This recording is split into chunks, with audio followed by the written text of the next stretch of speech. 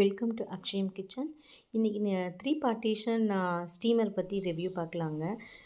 இது வந்து பார்த்திங்கன்னா 3 பார்ட்டிஷன் இருக்குங்க, 2 லேயர் இருக்குங்க. இதோட பாட்டம் லேயர் பார்த்திங்கனாங்க, அதோட பேஸ் வந்து நல்லா வந்து ஸ்ட்ராங்காக இருக்குங்க, நல்லா திக்காக இருக்குது. அது வந்து பார்த்திங்கன்னா ட்ரைப்ளை இருக்கிறனால நல்லா ஹீட் தாங்குங்க. அடுத்த லேயர் வந்து நல்லா ஓட்டையாக இருக்குங்க. அது பார்த்திங்கன்னா இட்லி பானை மாதிரியேங்க, அங்கே ஒரு பார்ட்டிஷன் வெஜிடபிள்ஸ் வச்சுக்கலாம்.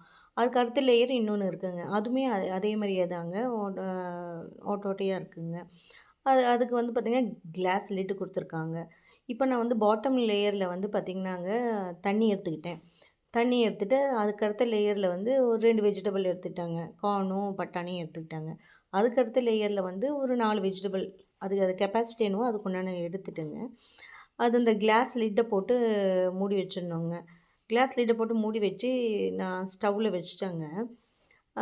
பார்த்திங்கன்னா அந்த கீழே இருக்கிற தண்ணி கொதிச்சிங்க. இந்த 2 லேயர் இருக்கிற வெஜிடபிள்ஸ் ஒரு 10 மினிட்ஸ்லேயே பார்த்திங்கன்னாங்க நல்லா, அதுக்கு மேலே அதுக்கு மேலே இருக்க வேண்டியது இல்லைங்க. 10 மினிட்ஸ்லேயே பார்த்திங்கன்னா அந்த வெஜிடபிள்ஸ்லாம் நல்லா குக்காகி வந்துடுச்சுங்க. வெஜிடபிள் சாலட் பார்த்திங்கன்னா ஈஸி 10 மினிட்ஸில் ரெடி பண்ணியாச்சுங்க. இந்த 3 லேயர் ஸ்டீமர் ரொம்ப யூஸ்ஃபுல்லாக இருக்குங்க. வேணால் ஒரு லேயரில் பார்த்திங்கன்னா மினி இட்லி பிளேட்டும் கொடுக்குறாங்க, அதுவும் ஊற்றிக்கலாங்க.